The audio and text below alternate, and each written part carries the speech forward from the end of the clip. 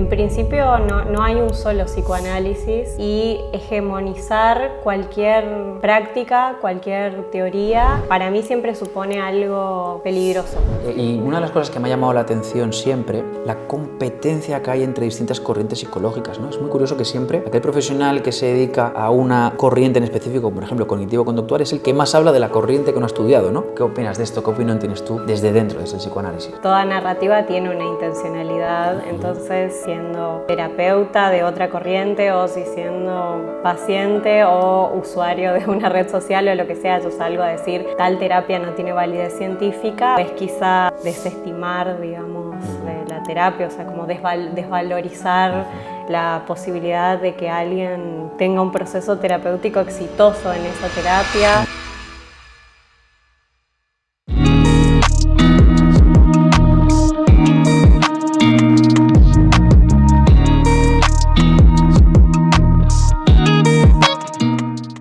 Bienvenidos, bienvenidas a este quinto episodio de Conversando en el Diván, un podcast en el que hablamos de salud mental. Hoy concretamente tenemos el placer de continuar explorando la temática que tanto nos gusta del psicoanálisis, acercándonos desde el punto de vista de profesionales que llevan tiempo estudiando esta interesante teoría que muchas veces cae en distintas polémicas. Hoy tenemos en concreto a la licenciada en Psicología y máster en Psicoanálisis, experta en clínica con adultos, Sol Galiana, bienvenida. Buenas, un gusto estar acá. Un placer que estés con nosotros y bueno, Sol, preséntate un poco si quieres, sabemos un poco dónde estudiaste, vienes de Argentina, pero cuéntanos un poco qué hace Sol, a qué se dedica Sol actualmente. Bueno, yo soy licenciada en Psicología de la Universidad de la Cuenca del Plata, que es de Argentina, una provincia relativamente pequeña en el norte de Argentina. Y mi formación fue primero de la carrera de grado y después siempre en todo lo que sería formación de posgrado, grupo de estudios y bueno, y la mayor formalización que fue con la maestría que hice de la Universidad de La Matanza en convenio con una asociación psicoanalítica muy conocida de Buenos Aires, que es esta maestría en psicoanálisis que está orientada a la clínica de adultos. Ok, no sé si sabes que tuvimos aquí a otro psicoanalista, Arturo Pereira. Sí, un gran amigo, un gran amigo. Con él estamos con este proyecto también de, bueno, haber emigrado por este tiempo a España, quién sabe por cuánto tiempo, ¿no? Y bueno, y como de buscar nuestro lugar en el mundo también, como oportunidad de salir al mundo como profesionales, de escuchar otras voces, de formarnos académicamente, pero también es mucho a nivel, yo creo que vincular y personal, lo que nosotros alcanzamos al tener la experiencia de estar acá en España, de conocerlos a ustedes y bueno, de escuchar algo distinto, ¿no? No deja de ser chocante que argentinos como ustedes, que tienen una tradición en el psicoanálisis, vengan a España. Está claro que tiene que ser a formarse como personas, no solamente académicamente, sí, porque ustedes vienen del lugar quizás donde hay mayor tradición en el estudio del psicoanálisis, ¿no es cierto? Bueno, me parece que en principio no hay un solo psicoanálisis y hegemonizar cualquier práctica, cualquier teoría, para mí siempre supone algo peligroso.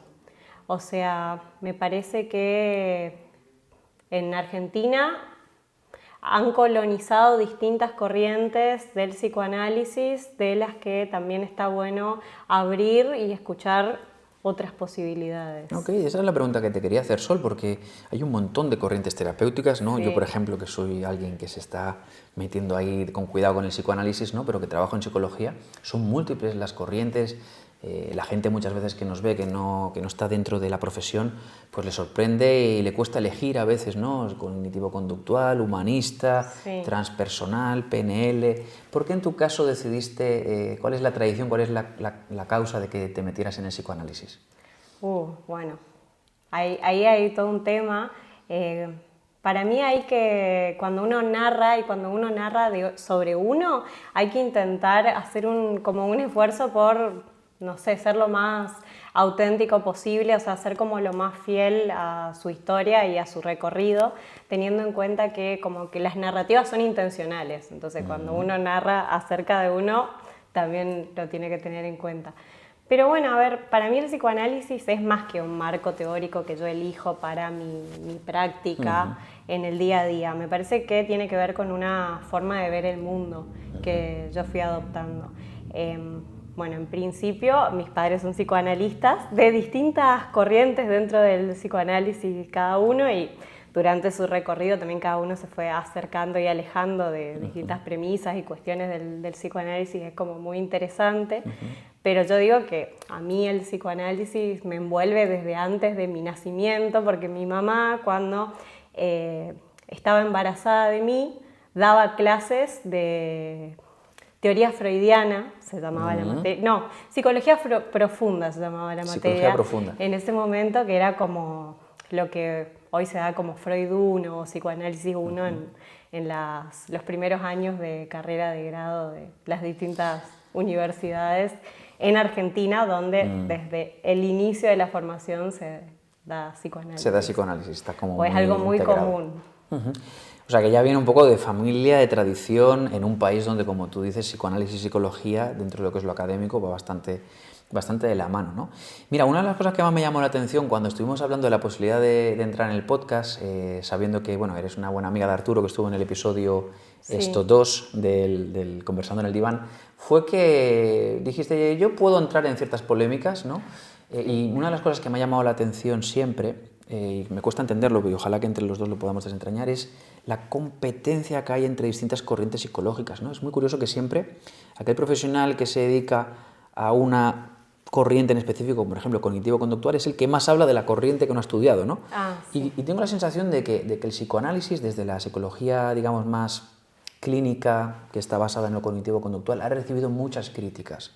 A pesar de ser, digamos, el padre de todo lo demás, de todas las demás corrientes, siento que ha sido muy criticada. Y una de las críticas típicas, que yo creo que hemos escuchado siempre, es que es una pseudociencia o que le falta base científica, que es como mañana lloverá o no lloverá, no son interpretaciones al aire, ¿no? Y me gustaría saber un poco qué opinas de esto, qué opinión tienes tú desde dentro, desde el psicoanálisis. Bueno, seguimos entonces con esto que te planteaba de que toda narrativa tiene una intencionalidad, entonces sí, siendo terapeuta de otra corriente o si siendo paciente o usuario de una red social o lo que sea, yo salgo a decir tal terapia no tiene validez científica, bueno, eso me vale preguntarme qué me quieren decir con esto que me están diciendo, que es como no hagan una terapia de tal tipo, o es quizás desestimar, digamos, de la terapia, o sea, como desvalorizar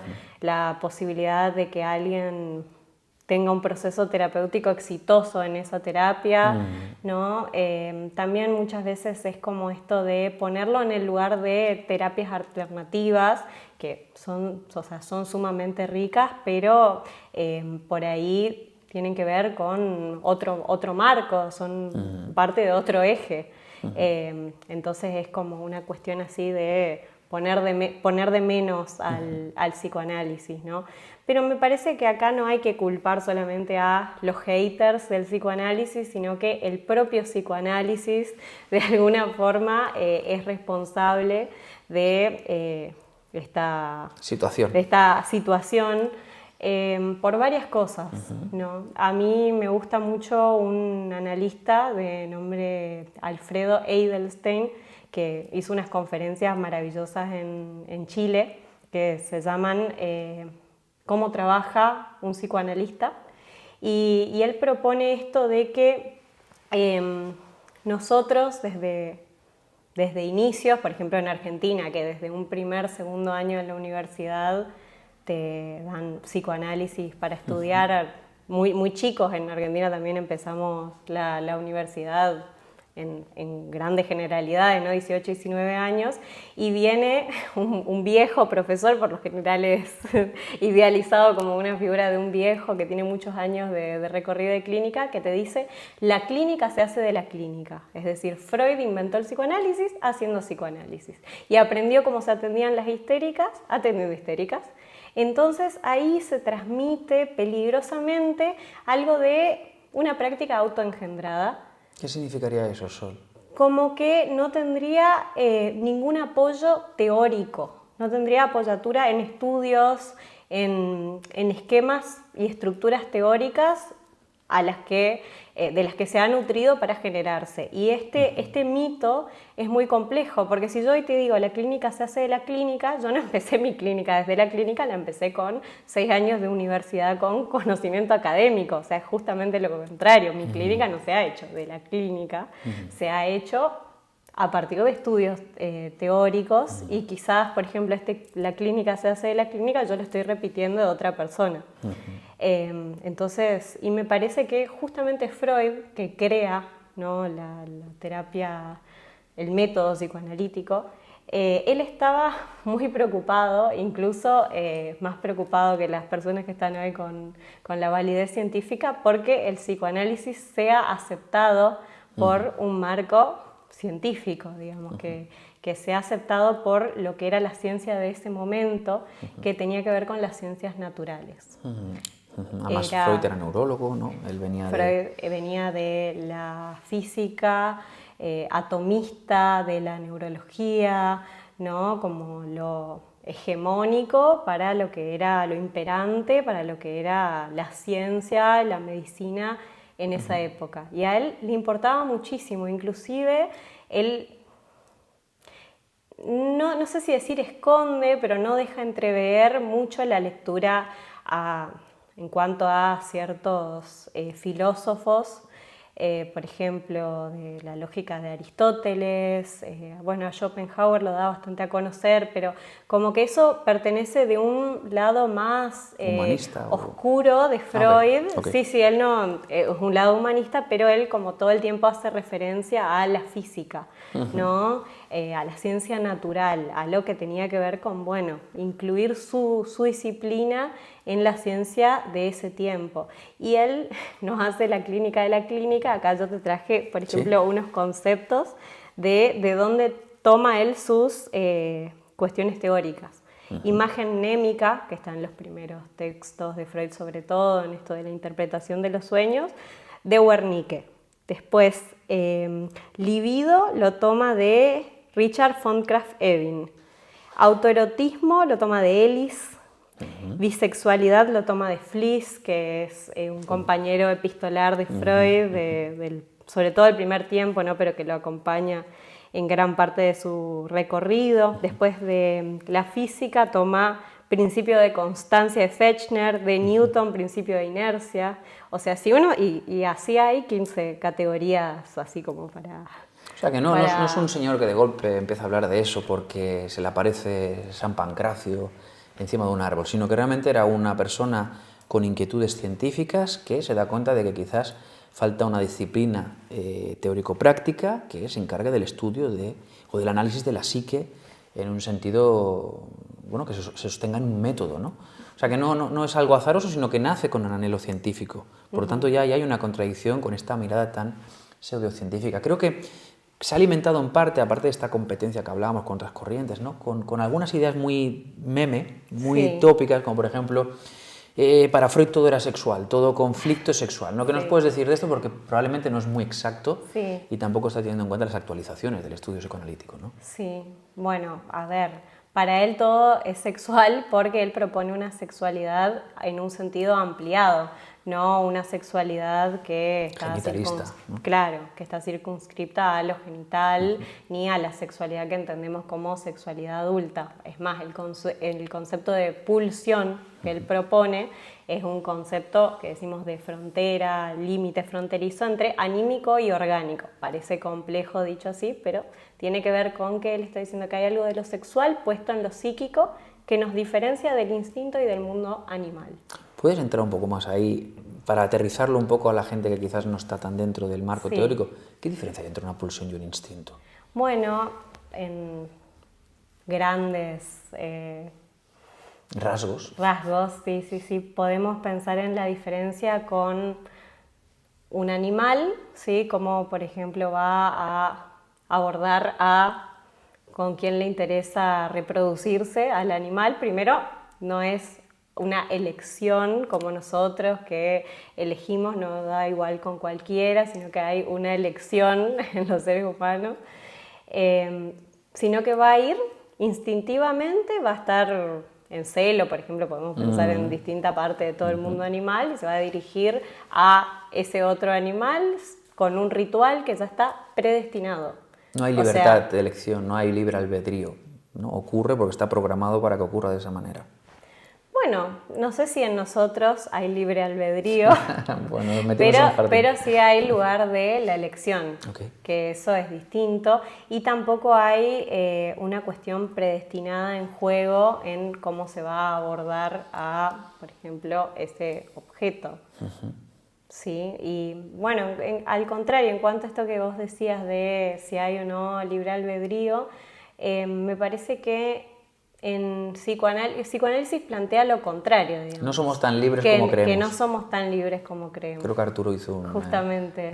En el episodio 2 hizo un comentario parecido, ¿no? Que somos más, o estamos más supeditados al inconsciente de lo que queremos, ¿no? O de que esa especie de control o voluntad que tenemos libre en realidad no es tanta como parece. Somos más limitaditos de lo que parece, ¿no? Sí, totalmente. Bueno, cuando te decía esto de pensar el psicoanálisis como una forma de ver el mundo, me parece que tiene que ver con esto, con decir, estamos sumamente condicionados, ¿no? Por todo, por dónde nos ha tocado nacer, dónde nos ha tocado criarnos, de qué manera, con qué cultura, quiénes han sido nuestros compañeros, ¿no? Nuestros compañeros, nuestros amigos, nuestro barrio, nuestro entorno, la historia en la que, familiar y cultural en la que nos venimos a inscribir, todo eso genera un condicionamiento muy grande, no en términos de control, pero sí de posibilidades. Entonces, por ahí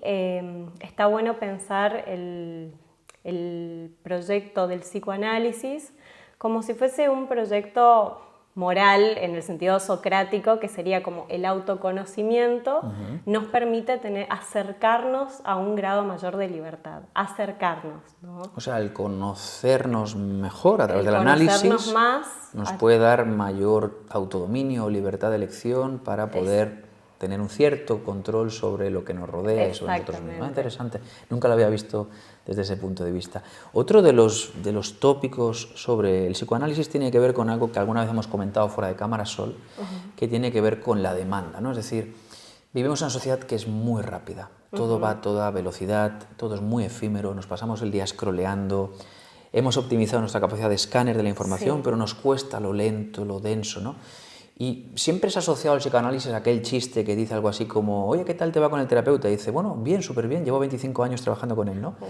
Y es como, bueno, si te fue tan bien, ¿cómo es posible, ¿no? que llevamos tanto tiempo? ¿Qué ocurre con esta idea de que el psicoanálisis es un proceso muy largo que no se preocupa tanto por el síntoma que el paciente trae a la consulta, por su demanda, sino siempre por esa especie de recorrido profundo, por ese estudio de cómo se ha construido el artefacto psíquico, que para algunas personas puede ser contradictorio con la necesidad urgente del paciente cuando trae un problema o una molestia a la consulta. No sé qué opinas tú de esto, Sol. Bueno, yo creo que esto también se complejizó mucho por una premisa que se saca totalmente de contexto y se trata como una premisa así como un genérico sobre que el psicoanálisis no responde a la demanda del paciente. Me parece que ahí hay que adentrarnos más en qué significa responder a la demanda. La demanda en este sentido que vos decís, del sentido del síntoma o del dolor psíquico que puede traer el paciente, digamos, lo que lo angustia, lo que lo aqueja y lo que lo lleva a tratamiento. En ese sentido, la demanda, el psicoanálisis me parece que lo que hace es tomarla, pero invitar a que el paciente también pueda hablar de otras cosas, ¿sí? ¿Con qué fin, Sol? Me parece que para poder ayudarlo con eso que le pasa, es necesario conocer sobre otras cuestiones, ¿no? Para una persona que trabaja como psicoanalista necesita hablar de otras cosas porque necesita saber cuál es el esquema de ese paciente, ¿sí?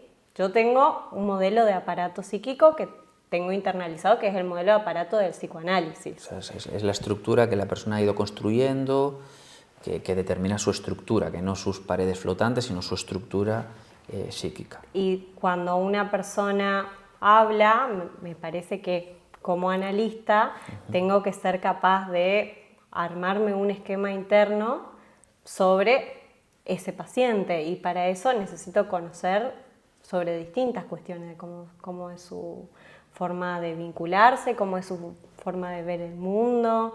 No me alcanza con lo que lo aqueja a nivel del síntoma para poder ayudarlo.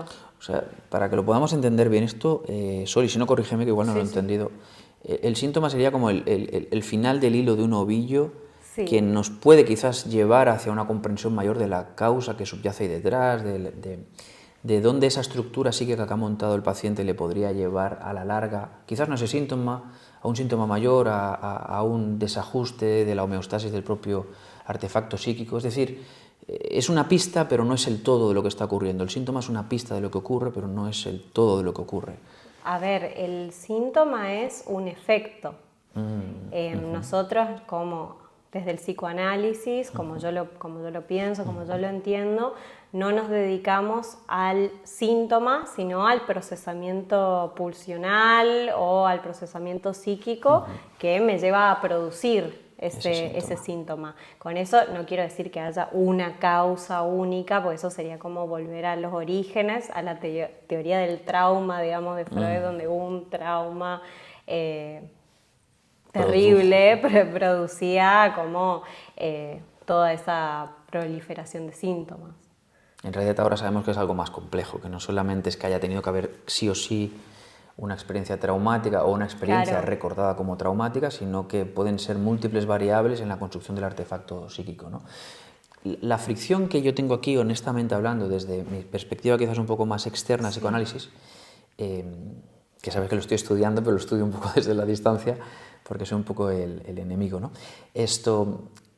Mi sensación es que a veces el paciente trae a la consulta una demanda muy concreta, que es inhabilitante, que está produciendo una angustia, una molestia clara, objetiva, y por un puro tema de empatía, de conexión humana con el paciente, es difícil, desde mi punto de vista, no darle la misma prioridad a la demanda que le da el paciente.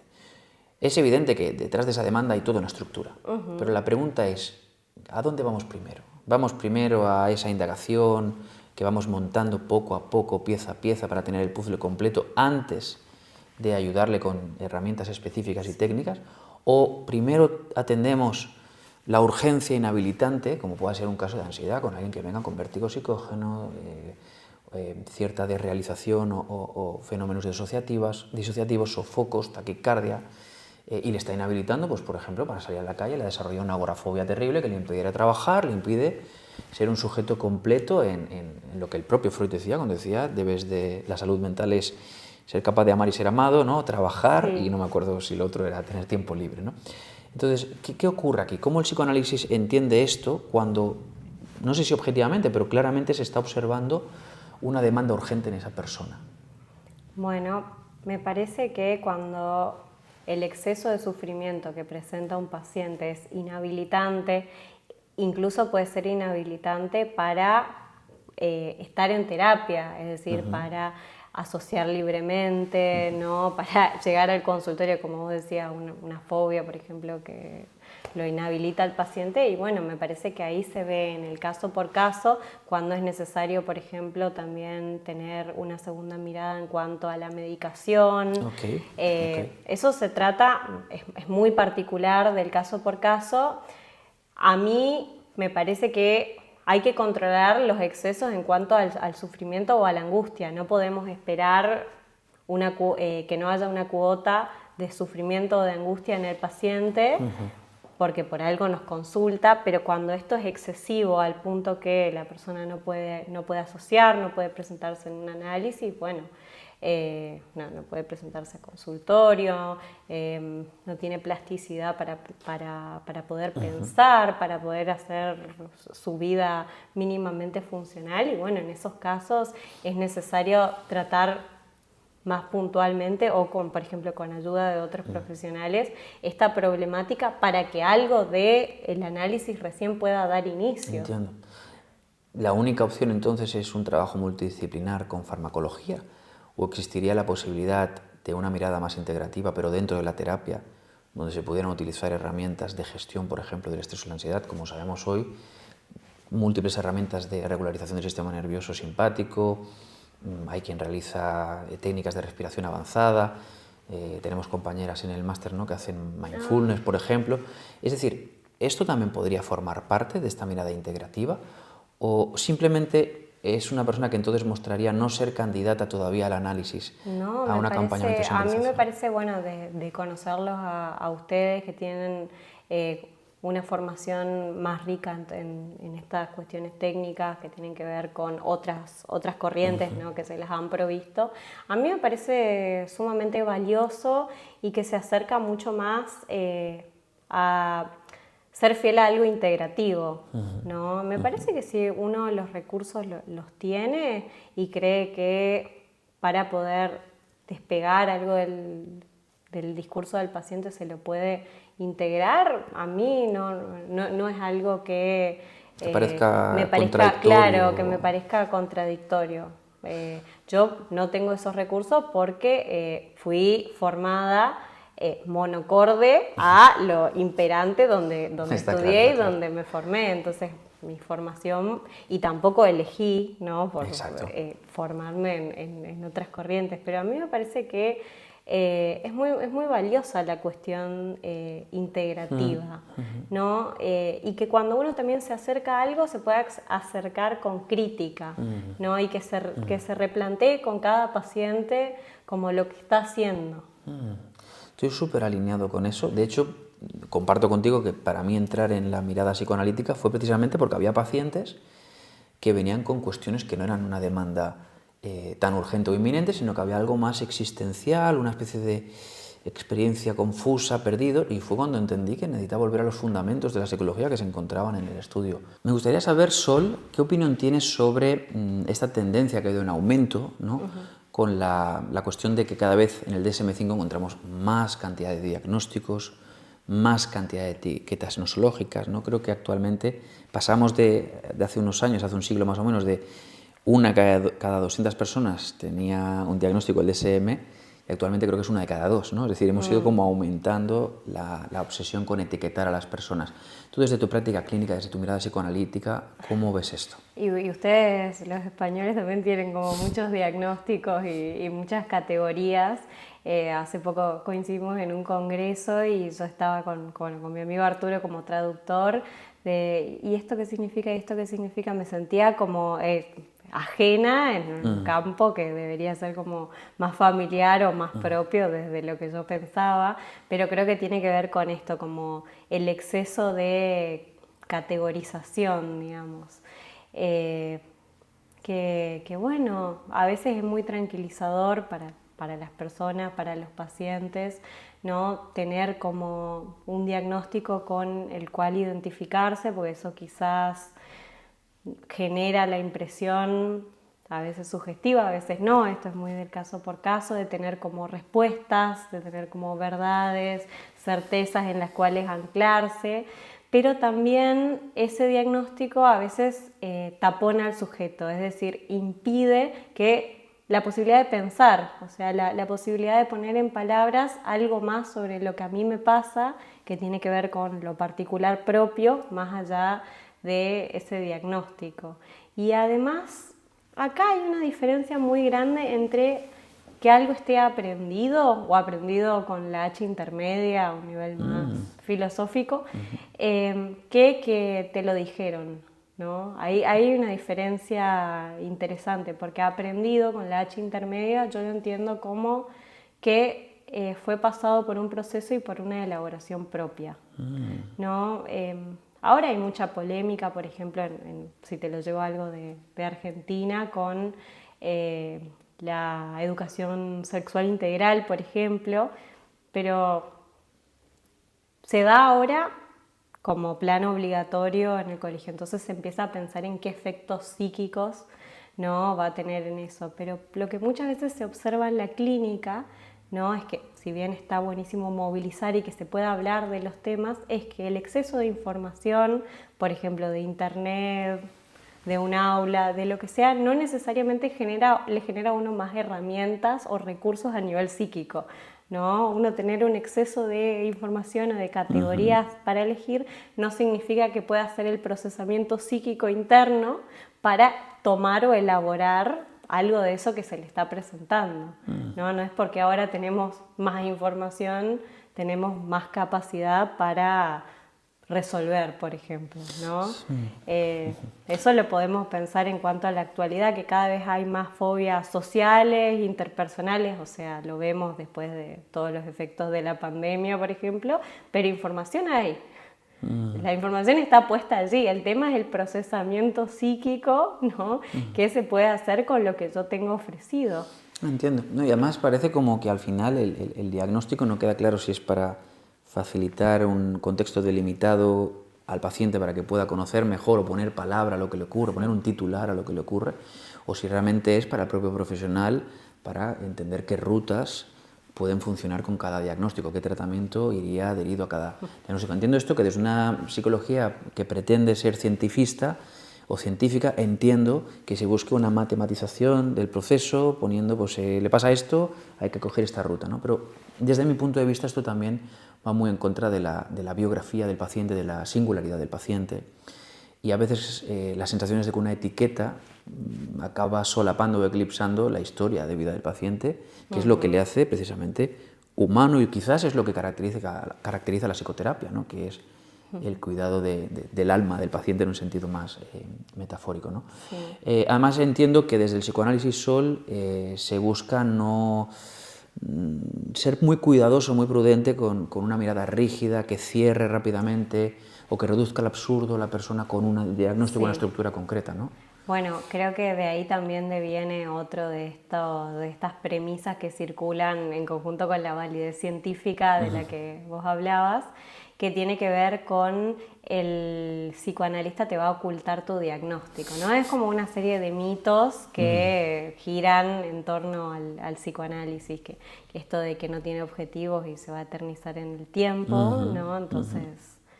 que no tiene validez científica, sería como una estafa piramidal, como un psicoanálisis para siempre y vos psicoanalista con otro psicoanalista y así... Un multinivel iniciado por Freud, ¿no? Exacto, es como Tupperware, pero del psicoanálisis.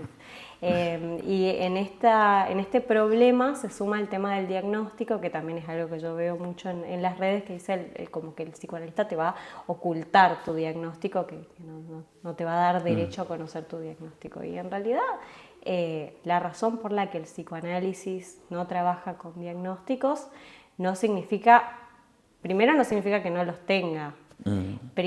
Como psicoanalista lo que necesita es generarse un modelo internalizado, se genera un esquema internalizado acerca de cómo es el funcionamiento del aparato psíquico de ese paciente, ¿no? O sea, nosotros nos podemos pensar al aparato psíquico como lo que sería un procesador de estímulos, ¿no? Como si fuese una máquina que procesa los estímulos que vienen desde afuera y desde adentro, ¿no? Exógenos y endógenos. Y la forma de ese procesamiento de estímulos va a estar sumamente vinculada a cómo fue constituido, cómo fue armado ese aparato psíquico, ¿no? A través de la historia de vida, del desarrollo por etapas. Claro, que nosotros lo entendemos como que tiene momentos de cierre o momentos como de coagulación. ¿Esto lo podrías aclarar? Quiero decir, cierre y coagulación, ¿a qué se refiere exactamente, Sol? Bueno, que hay mecanismos, ¿sí?, que son parte de este procesador de estímulos que tienen ciertos tiempos donde no se producen o se producen con ciertos obstáculos. Nosotros en el psicoanálisis más clásico, más ortodoxo, pensamos en 3 grandes estructuras, que son la psicosis, la neurosis y la perversión. Cada una tiene mecanismos que les son propios, ¿sí? Y tiene formas de constitución diferentes, cada aparato. Y lo que dan como resultado, como efecto, es una forma de ver el mundo de quien esté en cada una de esas estructuras. Eso es desde el paciente. Desde el analista, lo que se va a condicionar ahí son las intervenciones, ¿no? Porque si yo tengo... Primero, va por el marco teórico. Si yo tengo un modelo de aparato psíquico desde el psicoanálisis mi forma de intervenir va a ser desde el psicoanálisis, ¿no? Y después, si yo observo, por ejemplo, en el paciente, supongamos un modelo psicótico, voy a intervenir de una forma distinta a que se observó un modelo desde la neurosis. Y vos sabés que ahora que pasamos por este plano, me hace acordar a esto que hablábamos en cuanto a la demanda, ¿no? Que esta premisa también como que para mí se fue como desvirtuando mucho del psicoanálisis de no responder a la demanda. No responder a la demanda no tiene que ver con no ayudar al paciente con su síntoma o con su malestar o con su exceso de sufrimiento, sino que tiene que ver con no convertirse en lo que se llama en psicoanálisis una satisfacción sustitutiva. Sacándolo como de grandes complejidades, tiene que ver con si yo tengo un paciente, por ejemplo, narcisista en el sentido vulgar del término, es decir, con aires de mucha grandeza, yo no me voy a poner en una posición de confrontarlo porque no le va a servir para hacer un recorrido, no me voy a poner, no voy a esperar primero ni ponerme en una posición también muy idealizada o de grandeza o de saber y rápidamente entrar en confrontación con él. Es decir, voy a hacerme un modelo diagnóstico cómo es ese paciente y en base a eso voy a ir seleccionando qué intervenciones están acorde. Muy interesante, muy interesante. Creo que esto va un poco a colación con, ahora que estamos desmitificando un poco la figura del psicoanalista, etcétera, ¿no? Saliendo un poco de esos memes clásicos que lo han estado tratando de atacar siempre, ¿no?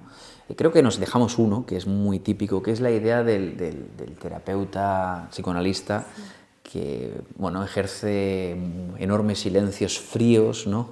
Está callado toda la sesión, es ultra séptico, no tiene rasgos, digamos, relacionales con el paciente, ¿no? ¿Esto es cierto? ¿Realmente es así? ¿El psicoanalista es un terapeuta distante, aséptico, frío, neutral, que no se involucra? ¿Qué hay de cierto, qué hay de mito en esto, Sol? Bueno, en principio creo que los puede haber, o sea, de haberlos puede haber, por este problema intrínseco al psicoanálisis, donde la transmisión de la práctica tiene que ver con, en vez de con cuestionarse, con criticar, con preguntarse lo que uno estudia, sino con copiar una serie de prácticas, ¿no? Como esto de atender tanto tiempo, una vez por semana, como ritualizar la práctica en vez de ponerse a estudiar y ponerse a leer y cuestionar lo que uno estudia y lo que uno lee. Y yo creo que ahí está el gran problema, donde han salido muchos analistas, ¿no? Con esto de confundir la abstinencia con el silencio o la neutralidad, que uno dice. Hay estilos, o sea, hay estilos, hay personas que van a tener un estilo más hablador. Yo hablo muchísimo en sesión porque mi forma de ser es así, digamos. Es mi estilo dentro también del lugar que ocupo como analista, porque no me parece que haya que confundir esto del silencio con la abstinencia. La abstinencia tiene que ver con esto que te daba como ejemplo en cuanto al paciente narcisista, por así decirlo. Tiene que ver con adoptar formas mediante las intervenciones que no sean iatrogénicas o contraproducentes al diagnóstico que yo estoy haciendo. La abstinencia es eso, no es quedarse callado como simulando una pared para otro que te está pagando. O sea, me parece que ahí hay algo sumamente polémico además, ¿no? Porque si no uno, no sé, podría hablar con cualquiera. Daría lo mismo, podría hablar con el vecino, podría hablar con un sordo mudo, ¿no? Bueno, y lo que me parece muy importante que nos problematicemos y nos preguntemos como psicoanalistas, como personas que nos habilitamos como analistas en nuestra práctica, me parece que hay que cuestionarse todo el tiempo esto del método de asociación libre y atención flotante por parte del analista escucha activa, ¿no? De cómo nosotros nos apropiamos, cómo aprendemos con esta H intermedia que te decía de este método y cómo lo ponemos en juego, ¿no? Si lo hacemos desde una repetición de esto de cómo debe ser la práctica, o si podemos criticar algunas cosas, incluso de lo que ha sido el psicoanálisis más ortodoxo y más histórico, ¿no? Porque yo pienso, por ejemplo, la asociación libre. Bueno, a mí la asociación libre me parece un gran método en esto de que la persona se pueda escuchar a sí misma y algo de que pueda hablar, una invitación a que pueda hablar de lo que quiera, porque en eso seguro surgirá algo más. Esa apuesta a mí me parece muy buena, pero tenemos que tener en cuenta que en la actualidad la persona va a venir a hablar de lo que le aqueja, de lo que le angustia, y tiene que ver también con permitir eso, ¿no? Y no suponer que la esencia de esa persona va a radicar en no, de esto no me hables, háblame de cualquier cosa, ¿no? Me parece que es también dejar entrar esa demanda, ¿no? Y ofrecerle preguntas para que se vaya pensando, ¿no? Para ayudarla a pensarse. Ok, o a sea, esa persona. como darle un papel, ¿no?, dentro del tratamiento o dentro del proceso al repensar, reelaborar, reencuadrar, reorganizar, ¿no? El ir entrando en ese autoconocimiento socrático que decías antes, ¿no?, para que pueda tener mayor libertad de elección. Y no pensar que por el silencio, por hacer un silencio así de ultratumba, eso va a generar sí o sí una producción de saber, quizás con buenas preguntas, ¿no? Porque hay distintos tipos de intervenciones en un análisis. Algunas son las interpretaciones, que son las más conocidas, ¿no? Que vos me dijiste esto, pero me quisiste decir lo otro por tal y tal cosa de tu historia. Esto es lo más como lo más meme del psicoanálisis. Pero también hay otras intervenciones que tienen que ver con las puntuaciones, con los señalamientos y con las interrogaciones, es decir, con las preguntas correctas, válidas, estructuradas, ¿no?, que uno puede hacer para acompañar al paciente en el proceso analítico, y quizás las buenas preguntas habiliten más el surgimiento de un saber que este silencio mortífero, y quizás, bueno, así no se eternice durante 8 años de un tratamiento, sino que quizás en 1 o 2 años no te planteo una cura total como aspiraba Freud en sus primeros casos clínicos, que hablaba de una rehabilitación total, pero sí reducir un poco, recortar un poco ese exceso de sufrimiento que lo motiva a un paciente a venir a la consulta, flexibilizar un poco el super yo de lo que te hablaba Arturo, ¿no? Esta cosa rígida, moral, tan fuerte, que deje de estar tan inhibido en algunas cuestiones, que se pueda vincular de una forma que le genere menos producción de angustia, ¿no? Quizás hay que problematizar un poco estas cosas, porque si no los mismos psicoanalistas volvemos a caer en una cuestión repetitiva y rígida, donde nosotros nos donamos, nos regalamos para ser los pseudocientíficos justamente, ¿no? Claro, me parece interesante, ¿no? Si el síntoma no está en el núcleo de la elección del tratamiento o en el foco atencional del terapeuta, ¿no?, ¿qué es el alta?, ¿no? Es decir, ¿qué es el alta para el psicoanálisis? Porque está claro que una psicoterapia que se basa en el síntoma es la resolución del síntoma, ¿no? ¿Existe una salud total? ¿Existe realmente esta distancia entre la cordura perfecta y esa neurosis totalmente desacerbada que no es funcional?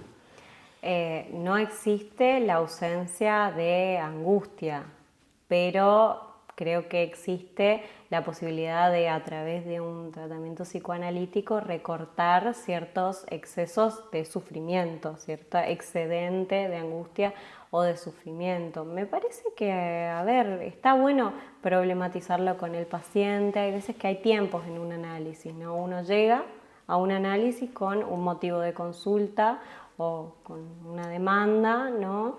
Que eso se puede construir hablándolo con el paciente en forma de objetivos, y que se lo puede ir revisando, ¿no? De si hubieron avances, si hubieron obstáculos, cómo se halla ese proceso en el tiempo presente. Me parece que es algo charlable y hay veces que los pacientes deciden que las razones por las que han empezado una terapia sí realmente se han de alguna forma se ha llegado, digamos, a ese objetivo, o que notan mejorías, pero quizás han surgido otras cosas, ¿no? O quizás también se elige hacer un detenimiento de ese proceso y se lo vuelve a retomar en otro momento. También hay veces que uno siente que hasta lo que llegó a trabajar con cierto profesional ya es suficiente y decide retomarlo como con otra persona, ¿no? Pero me parece que se tiene que ver de esa forma, ¿no? Y que no se trata de no dar el alta, cómo seguir respondiendo a esta idea de estafa piramidal en el psicoanálisis, sino que no te da el alta el paciente, el terapeuta, bueno, interesante el lapsus, ¿no? Que no te da el alta al terapeuta porque el terapeuta no se coloca desde ese lugar de saber absoluto donde te va a decir que, bueno, ya está acá tratamiento. Me parece que es algo que se va hablando con el paciente. Sol, ¿te ha ocurrido alguna vez de encontrarte un paciente en la consulta que, bueno, por lo que sea, está más permeable, está más receptivo y de pronto pues hace los insights a una velocidad quizás impropia de un proceso psicoanalítico y llega antes a hacer cambios, a resolver las cuestiones de su estructura? ¿Ha ocurrido esto? ¿Puede pasar? Yo la verdad que no tengo mucha idea de cuánto sería el tiempo cronológico esperable para un proceso terapéutico, no me ocupo de eso. También este es un riesgo porque es algo que se ha llegado a ritualizar. Bueno, históricamente los pacientes de Freud se atendían todos los días, con excepción, no me acuerdo si era los sábados o los domingos, pero se atendían todos los días y él prometía como la duración de un año, ¿no? Hoy, con los tiempos actuales y capitalistas, sería algo totalmente impensado proponerle a un paciente que venga todos los días durante una hora, ¿no? Si viene una vez por semana, como mucho, y si viene, pues si la terapia es presencial, ya las aspiraciones actuales es mucho. Pero me parece que la permeabilidad justamente es un objetivo de un proceso terapéutico. O sea, la permeabilidad es uno de los objetivos, es decir, que el paciente pueda hacer sustituciones, que flexibilice ciertas cosas en cuanto a su perspectiva, su forma de ver el mundo. Eso son efectos de que hubo una modificación en el aparato psíquico, es decir, que hubo una modificación en su procesamiento pulsional o en su procesamiento psíquico gracias, ¿no?, al trabajo terapéutico, gracias a las intervenciones, gracias a este paciente comprometido con su trabajo, ¿no? Pero acá está la cuestión también compleja del psicoanálisis, donde yo no puedo observar al objeto de estudio, ¿no? Yo digo que tengo un objeto y que tengo un método para abordar ese objeto. El objeto es el inconsciente, ¿no? Y lo no tangible, lo no material de este objeto es sumamente complejo, ¿no? Porque yo no le hago una autopsia a una persona y digo, acá está el inconsciente, ¿no? Entonces, por eso también estos de la pseudociencia se han tomado de eso, porque bueno, tengo un objeto de estudio que yo no puedo medir, no puedo cuantificar, no puedo ver, ¿no? Ni a través de ningún microscopio ni de ninguna nada, ¿no? Si bien ahora la neurociencia está intentando como colocar partes de funciones del inconsciente o algo así en algo más material, porque, bueno, para que quepa en estas, entiendo yo muy desde afuera, ¿no?, para que quepa en estas demandas de el método científico. Método científico como una forma de habilitar o no habilitar lo que sería la ciencia. Pero lo que yo podría responder a esto, ¿no?, es que si bien nosotros no accedemos al objeto de estudio directamente, sí accedemos a los efectos, ¿no? Como esto, la permeabilidad. Para mí la permeabilidad es un efecto de que hubo justamente un progreso en un proceso de psicoterapia, que hubo avances, ¿no? Uno puede ver los efectos, es decir, puede ver avances, puede ver detenimientos, puede ver obstáculos, puede ver que el paciente tiene más plasticidad en cosas que antes no las tenía, y el paciente mismo lo puede ver y lo dice, y es algo que se va trabajando en un proceso terapéutico. Tiene sentido, Sol, y más cuando dices que ese objeto de estudio es el inconsciente. Entiendo la preocupación científica, que se siente más confortable en lo materialista, ¿no? Pero querer comprender la existencia o la biografía de una persona o su vivencia subjetiva desde una mirada puramente materialista me parece, bueno, parece no solamente complejo, sino probablemente como tratar de encajar algo en un molde que no le pertoca, ¿no? A nivel de sociedad, Sol, hemos hablado mucho del método psicoanalítico, hemos estado desmitificando mucho, que yo creo que está ayudando mucho a la audiencia también a tener una mirada más abierta del psicoanálisis actual. A nivel de sociedad, esto que comentábamos también con Arturo, de que cada época de la historia está como adherida a una neurosis específica, a una enfermedad específica de salud mental, ¿tú dónde ubicas la sociedad actual? Hemos tenido una época histérica, ¿no? Una época neurótica. ¿Dónde estamos ahora, Sol, desde tu mirada como psicoanalista? Yo creo que hoy si bien todas generalizaciones son peligrosas y hay que justamente tener cuidado en caer en ciertas generalidades, me parece que si bien hoy siguen vigentes los casos clínicos, por ejemplo, freudianos o de psicoanálisis más clásico, la proliferación de síntomas así, de la histeria, la neurosis obsesiva, como se mostraba en esos grandes casos clínicos, hoy no es tan fácil de ver en los pacientes, ¿no?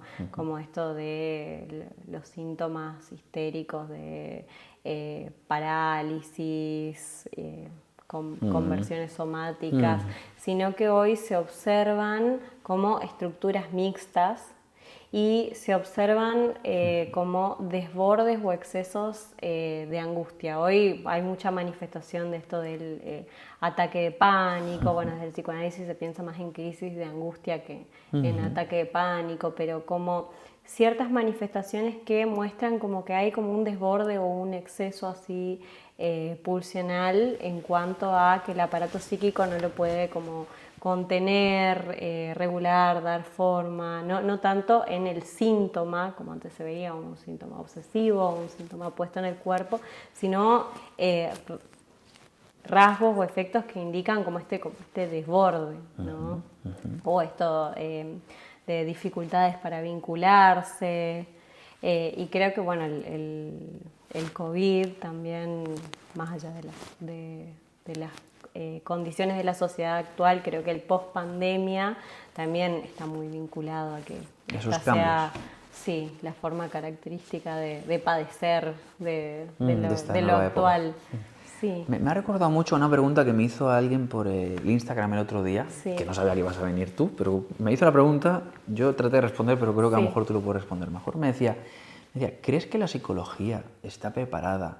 Y te lo lanzo desde el psicoanálisis. ¿Crees que el psicoanálisis está preparado para los cambios extraordinarios que se están produciendo en la sociedad? Hablo de, recién se estrenó el Optimus de Elon Musk, el robot que vale 20.000, 30.000 dólares y que, bueno, en fin, literalmente es un robot, como los de las películas de toda la vida, como Yo Robot, y el tipo hace de todo, habla, tiene inteligencia propia, en fin, ¿no?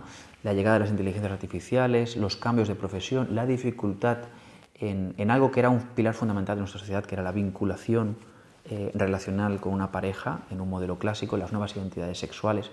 ¿Estamos preparados, la psicología, el psicoanálisis en concreto, para seguir siendo útiles en este mundo que avanza tan rápido hacia esa especie de Blade Runner o de Gotham tan trambólico? Y bueno, el psicoanálisis es una propuesta contraria a esa lógica de lo inmediato, la respuesta inmediata, como la historia de Instagram, ¿no? Que va cambiando. Es una propuesta que va desde una lógica contraria, es sentémonos a pensar, ¿no? A pensarnos, a intentar entendernos, conocernos un poco más. Yo inclusive, ahora que estoy acá y que atiendo únicamente online, desde que estoy en España, ¿no?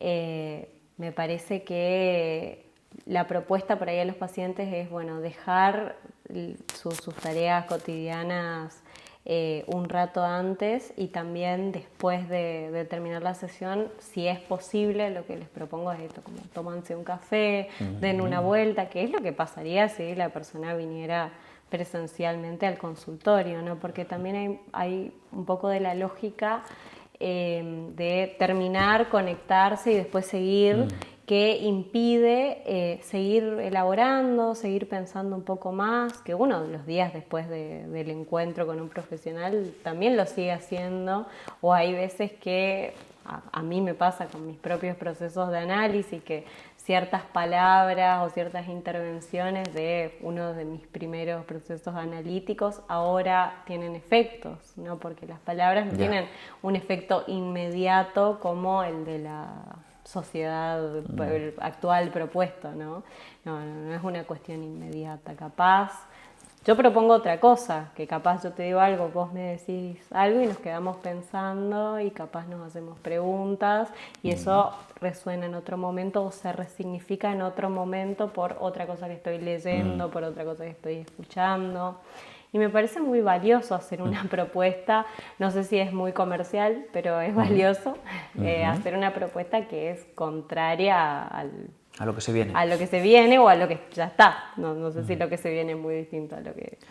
¿Crees en una mirada optimista de lo que está por venir? Es decir, dentro de todo este cambio que se da, donde por ejemplo estamos encontrando en la clínica casos en los que muchos chavales jóvenes, chicas, chicos, se sienten con dificultades para poder vincularse, gente que tiene amor para dar y para recibir, pero están teniendo más dificultad de lo que conocíamos para encontrar esa persona, ese compañero, esa compañera?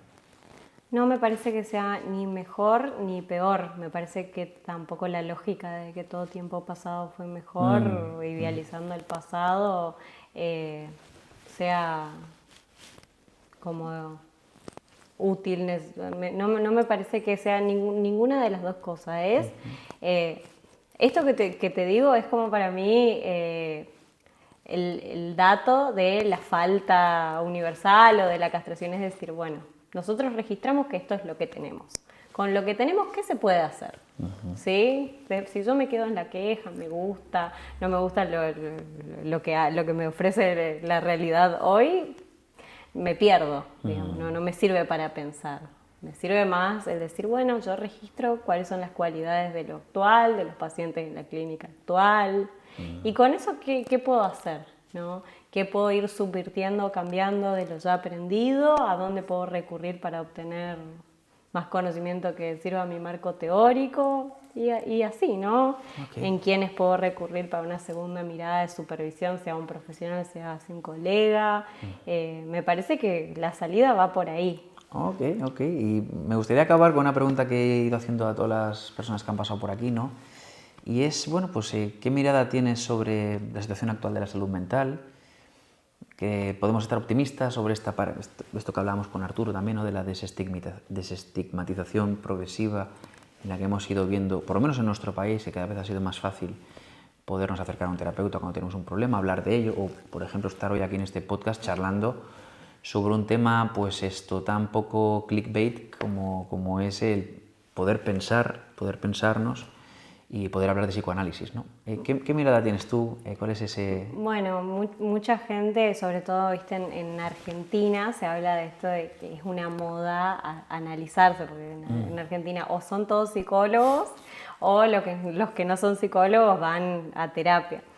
A ver, son generalidades, pero a mí me parece, incluso si es una moda, algo que, ¿por qué tendría efectos nocivos o efectos negativos? Mientras el profesional que lo desarrolle lo haga con deseo, ¿no? Y lo haga desde un enfoque, el que quiera, pero ético y con deseo de ayudar, porque me parece que los que somos profesionales de la salud mental tenemos algo como por el sufrimiento psíquico del otro, ¿no? Y decidamos atender y recibir, alojar al paciente de la mejor forma que podamos. Desde el otro lado hay un deseo también de conocerse, de sentirse mejor. Me parece que sea o no sea una moda, por ejemplo, no le veo efectos como negativos o nocivos. Me parece que es esto que te decía antes, es una apuesta por una lógica distinta a el capitalismo, las respuestas inmediatas, ¿no? La cosa sumamente inmediata o de scroll infinito. No, me parece que es una oferta contraria, vamos a sentarnos a pensar, ¿no? A hacernos preguntas. No creo que eso pueda tener un efecto nocivo o negativo. No, seguro que no, al contrario, parece una mirada compensatoria. Y llegamos al final de este ratito, Sol. Ha sido un placer ir descubriendo todo lo que sabes y todo lo que seguramente no has podido decir. Te agradezco mucho también el esfuerzo por aterrizar conceptos que sé que son altamente complejos a nuestra audiencia. Y cuando quieras venirte, nos metemos a hablar de otro tema más complejo, más delimitado quizás, y podemos dedicarle un tiempo. Y nada, muchos recuerdos a Arturo, de tu parte y de mi parte, perdón. Y nada, esta es tu casa, Sol. Bueno, un gustazo, Benja. Muchas gracias. A ti.